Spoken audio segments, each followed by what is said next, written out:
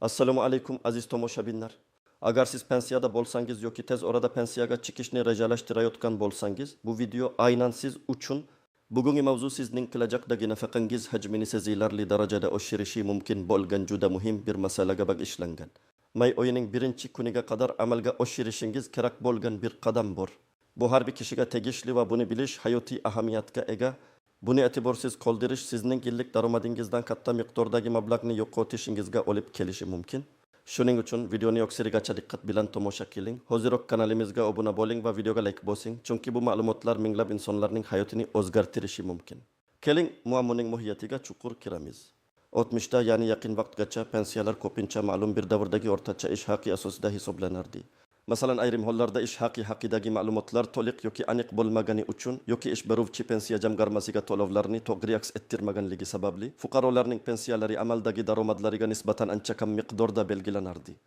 Ko'p yillar davomida bu holat ko'plab keksa avlod vakillarining haqli noroziliklariga sabab bo'lib keldi. Chunki inson umri davomida halol mehnat qilib, davlatga soliq to'lab, jamiyat rivojiga o'z hissasini qo'shgan bo'lsa-da, pensiyaga chiqqanda adolatli nafaqa ololmasligi katta adolatsizlik edi. Ayniqsa qog'oz shaklidagi mehnat daftarchalari, arqsiv hujjatlari buzilishi yoki yo'qolishi natijasida ish haqi haqidagi ma'lumotlarni tasdiqlash juda qiyinlashardi.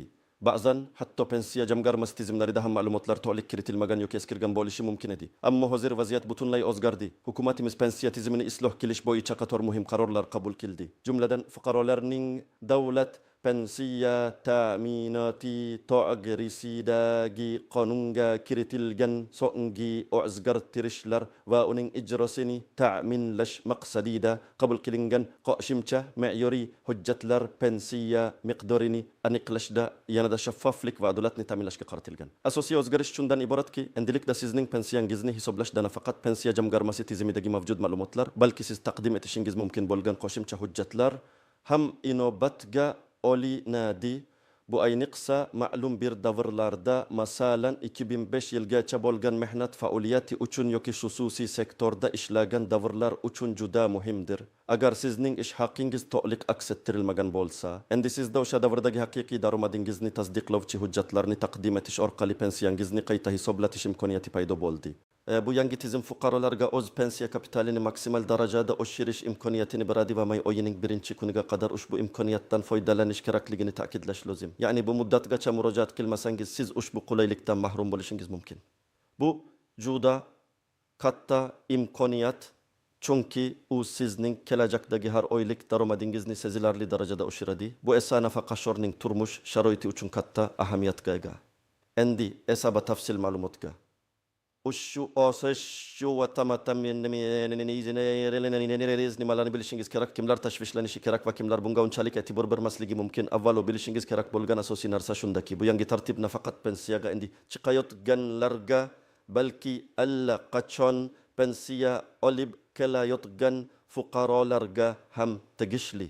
Agar siz allaqachon pensiyada bo'lsangiz ham, sizning pensiyangiz qayta qo'rib chiqilishi mumkin. Bu juda muhim nuqta. Kimlar tashvishlanishi kerak? Birinchidan, 2000 minat tam pamshatwa tanshya amzi ojidan yilgacha bo'lgan davrlarda ish stajiga ega bo'lgan shaxslar, bu yillarda ish haqi ma'lumotlari elektron bazalarda to'liq shakllantirilmagan yoki umuman mavjud bo'lmasligi mumkin edi. Ko'pincha pensiya hisoblashda o'rtacha ko'rsatkichlar yoki o'sha davrdagi minimal ish haqi inobatga olingan. Agar sizning mehnat daftarchangizda o'sha yillardagi ish stajingiz to'liq ko'rsatilgan bo'lsa-da, ish haqi to'g'risidagi ma'lumotlar yetarli bo'lmasa, siz uchun yangi imkoniyatlar ochildi.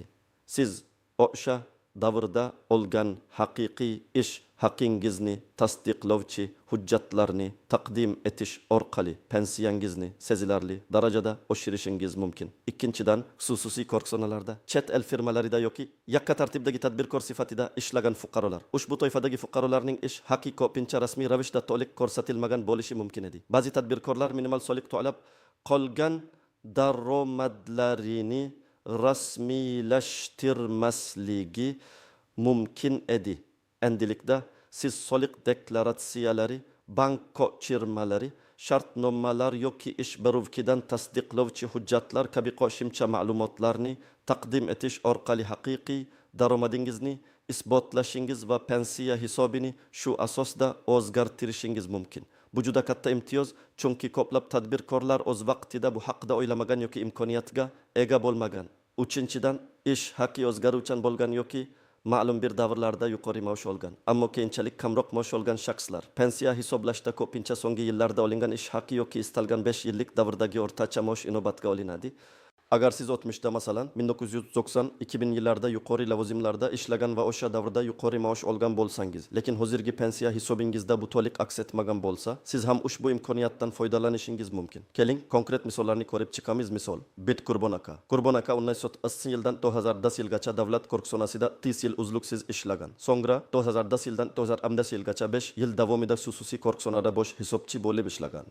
Xususiy korxonadagi ishi davrida uning ish haqi rasmiy hisobda minimal darajada ko'rsatilgan, ammo aslida uning oyligi ancha yuqori bo'lgan.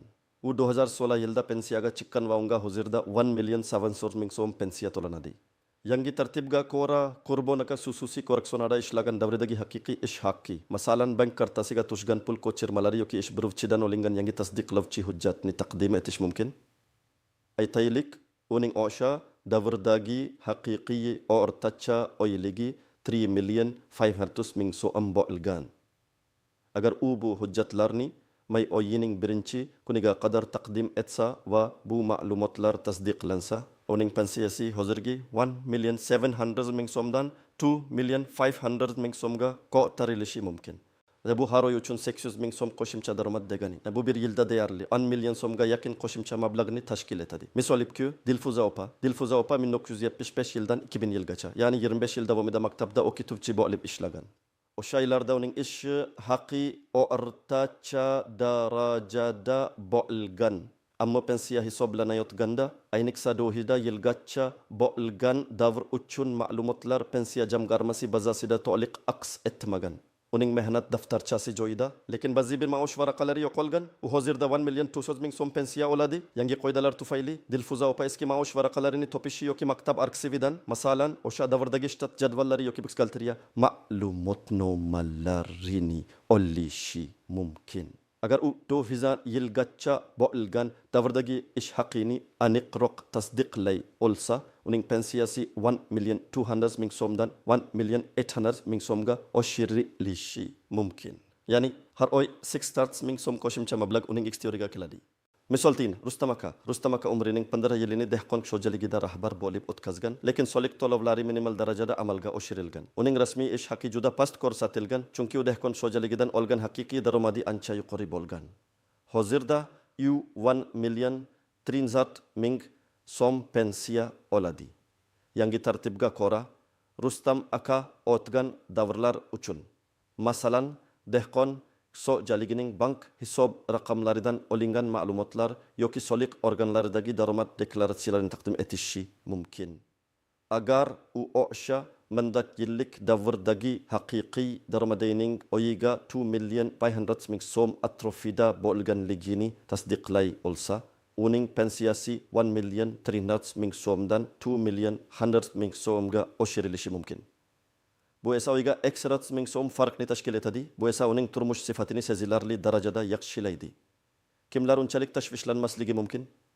Asosan pensiyaga yaqinda chiqqan va butun mehnat staji elektron tizimlarda to'liq aks ettirilgan fuqarolar.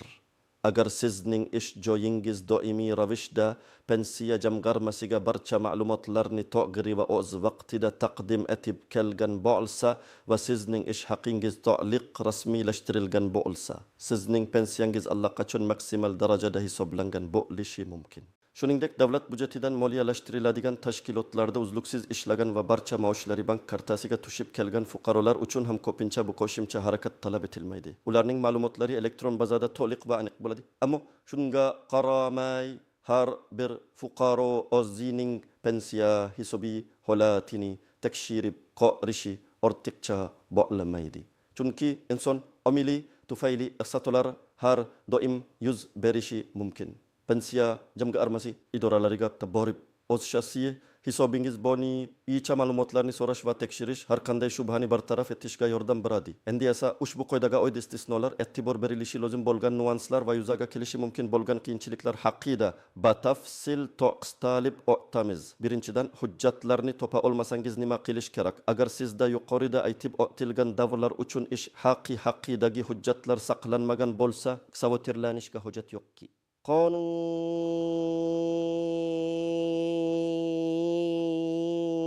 Endilikda bu kabi holatlar uchun ham yechimlar nazarda tutilgan. Sizning mehnat stajingiz va ish haqingizni tasdiqlash uchun arsivlardan ma'lumotnomalar olishingiz mumkin.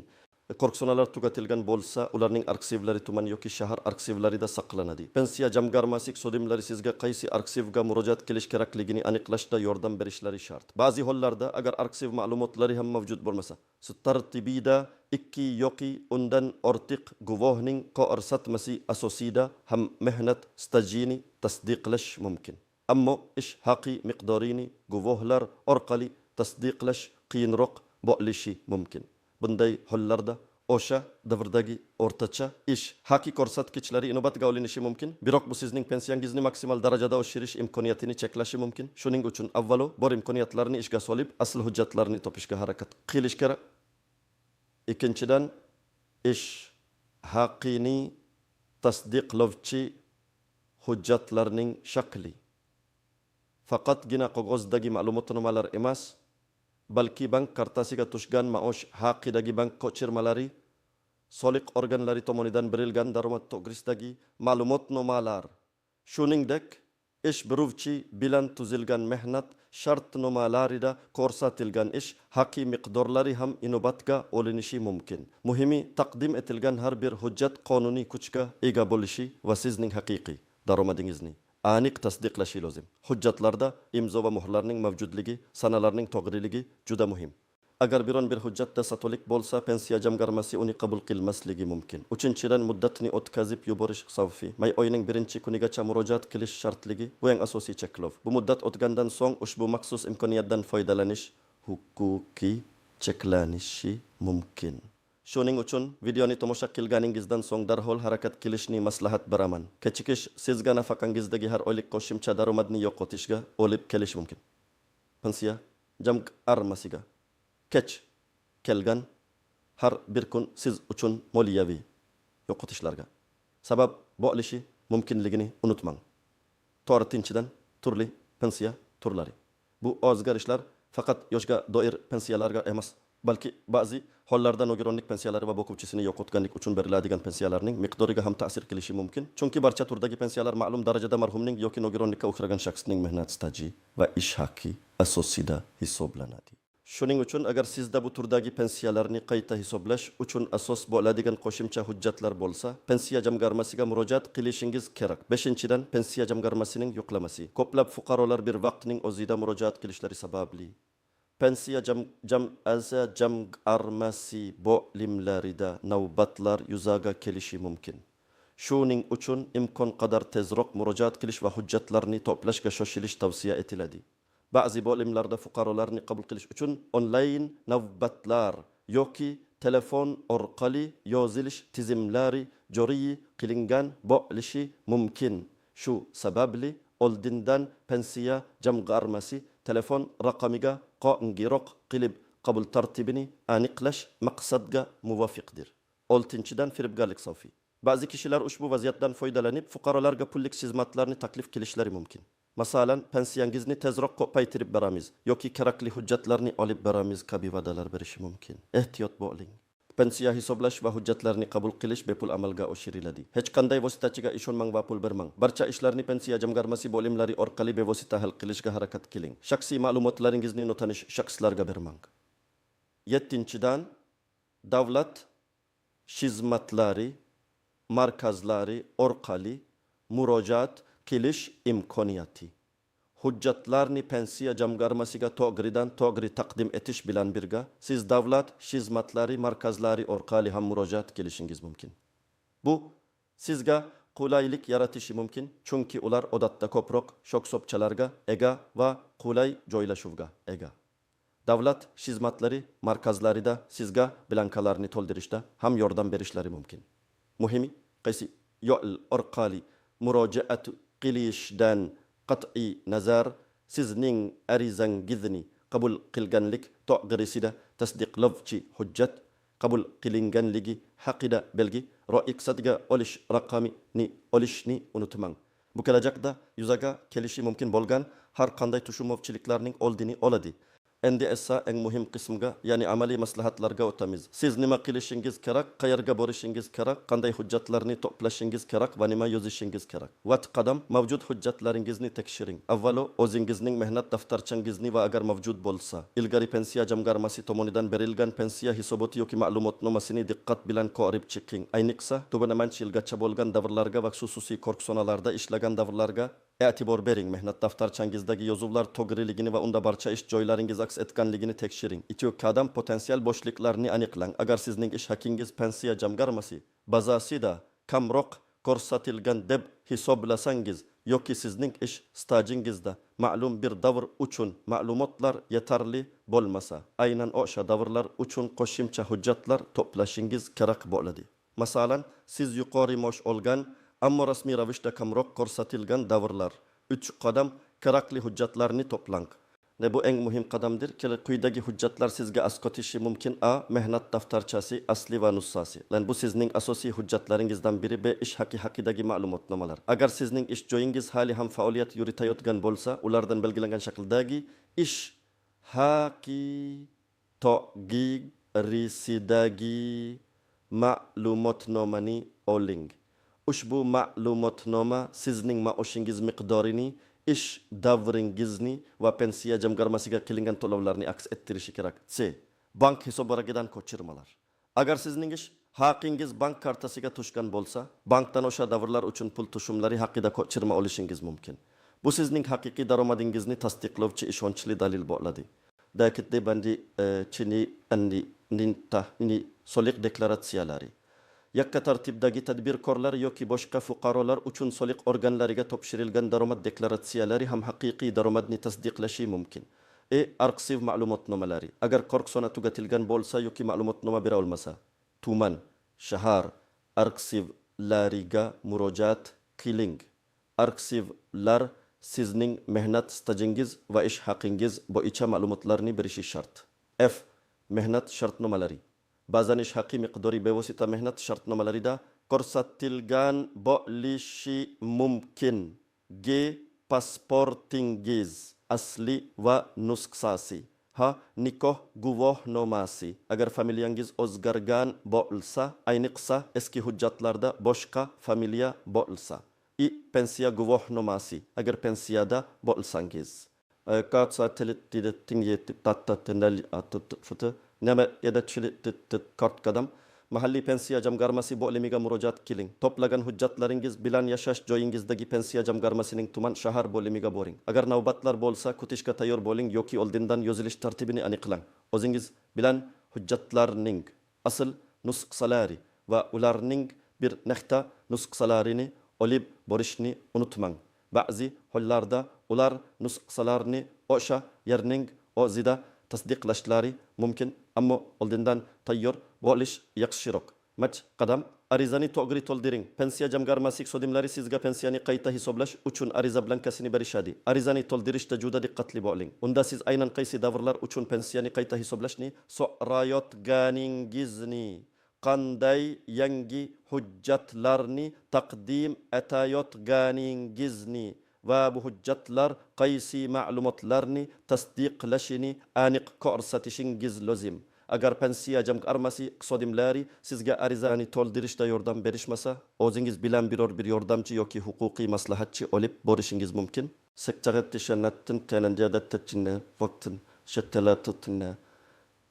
Qadam hujjatlarni may oyining 1-kunigacha topshiring. Barcha hujjatlar va to'ldirilgan ariza bilan pensiya jamg'armasi bo'limiga murojaat qiling va ularni qabul qilishlarini so'rang. Hujjatlaringizni qabul qilinganligi to'g'risida tasdiqnomani, masalan arizangizga shtamp bosib, ro'yxatga olish raqami va sana yozilganligini olishingizga ishonch hosil qiling. Bu kelajakda sizning huquqlaringizni himoya qilish uchun muhim kafolat bo'ladi. Bu muddat juda muhim. Qadam jarayonni kuzatib boring. Hujjatlarni topshirganingizdan so'ng ularning ko'rib chiqish muddati bo'ladi. Odatda bu 10 ish kunidan 30 ish kunigacha davom etishi mumkin. Shu muddat ichida pensiya jamg'armasi tomonidan sizga pensiya qayta hisoblanganligi yoki qo'shimcha ma'lumotlar talab qilinishi haqida xabar kelishi kerak. Agar belgilangan muddat ichida javob kelmasa, pensiya jamg'armasiga qo'ng'iroq qilib yoki shaxsan tashrif buyurib ishingizning holati haqida so'rang. Aziz do'stlar, bugun biz pensiyangizni oshirishning noyob imkoniyati haqida gaplashdik. Bu imkoniyatdan oyning birinchi kunigacha foydalanib qolish juda muhim. Bu sizning yashash sharoitingizni yaxshilash, kelajakda yanada farovon hayot kechirish uchun berilgan katta shans. Harakat qilish vaqti keldi. O'zingizga g'amxo'rlik qiling va huquqlaringizni biling. Umid qilamanki, ushbu video siz uchun foydali bo'ldi. Unutmang, ushbu muhim ma'lumotni oila a'zolaringiz, do'stlaringiz va qo'shnilaringiz bilan baham ko'ring. Balki ular ham bu haqda bilishmas. Videoni like bosing va kanalimizga obuna bo'ling, chunki biz siz uchun doimo eng dolzarb va foydali ma'lumotlarni ulashishda davom etamiz. Savollaringiz bo'lsa, ularni izohlarda yozib qoldiring. Har bir savolingizga javob berishga harakat qilamiz. Sizning fikringiz biz uchun juda muhim. Keyingi videolarda ko'rishguncha sayr.